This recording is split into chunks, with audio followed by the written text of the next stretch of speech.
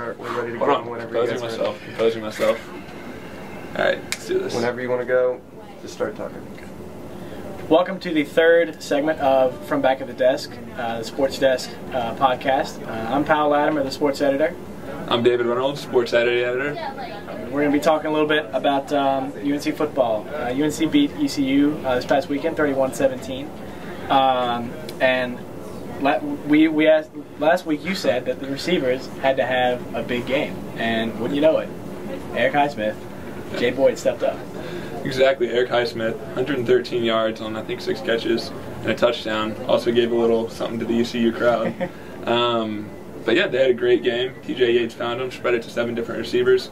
I also made the incorrect prediction that if ECU scored 17 points, the Pirates would win the game.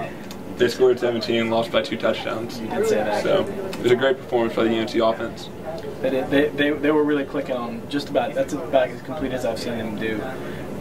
But this week, UNC's got Georgia Tech at Atlanta, where UNC has not won since 1997. It's been 12 years since UNC has won in Atlanta. And you know, UNC's got 20. They're ranked 22 in the nation now in the AP poll. 22nd in the nation.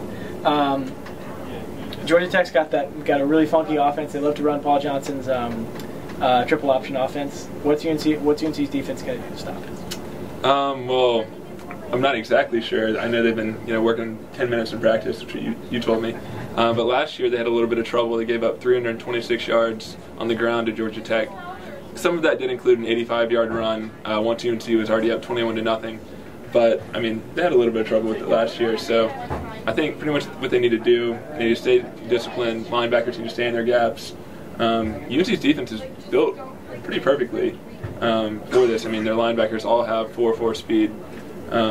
So I mean, they should be able to contain it pretty well. Yeah, and like you said, UNC spent 10 minutes every day in the preseason. UNC would take 10 minutes out of their practice, use it just to focus on Georgia Tech, preparing for that Georgia Tech offense, because it's so different from what anyone else runs. It's that triple option they've got, and now they've got that good receiver they can throw the ball down the field to. Let's see what else. Do you think UNC receivers can do that again? Well, if last week's game Georgia Tech played Miami, if that's any indication, then they should be pretty open, because Georgia Tech's secondary, I mean, we're leaving receivers wide open all over the field. So as long as Highsmith, Adams, Little continue to catch the ball, I think they'll at least have opportunities. It's just a matter of whether they catch it or not. That's true. Because I think Georgia Tech's going to kind of do the same thing that some other teams have been doing, kind of stacking 7-8 men in the box to stop Drawn and Houston. And then they're just going to see if UNC's young wide receivers can beat them.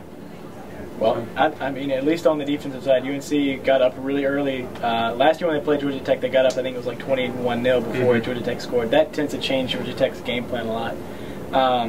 So, if you score early on Georgia Tech, they can run into some problems. I mean, UNC's defense is also, it's 7th in the nation against the run now? 7th in the nation against the run. They're allowing, I think, just under 53 yards per game. Yeah. They lead the SEC in that, or lead the ACC in that category. Apologies.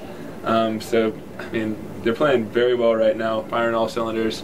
And yeah, it'll be a good matchup between probably one of the ACC's leaders in rushing yardage versus the stingiest rushing defense. Okay, so now we got to do. They're making us do this. We didn't want to, but we have to do it now.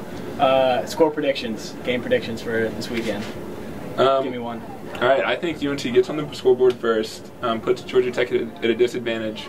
I think UNC's linebackers can, contain the option for a couple quarters at least, kind of force Georgia Tech to pass a little bit, which they don't want to do.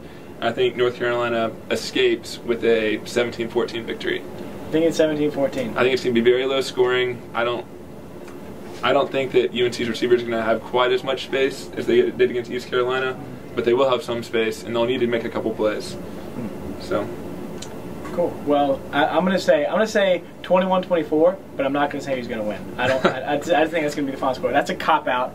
But at any rate, you gotta pick, man. I'm not gonna pick. I'm not gonna do it. 21-24 is the score. I'm gonna be right. Reynolds. I beat Reynolds automatically. But the game is gonna be in Atlanta. It'll be at noon. Raycom Sports has a telecast, so if you want to tune in, that's where you should probably go. All right, and. Yeah. That's about it? I think that is it. We did it big this year. We had it right. Okay. Well, thanks for tuning in. Yeah, this was fun. See you It's later. always fun. It's always just so much. We gotta go break some news now, though.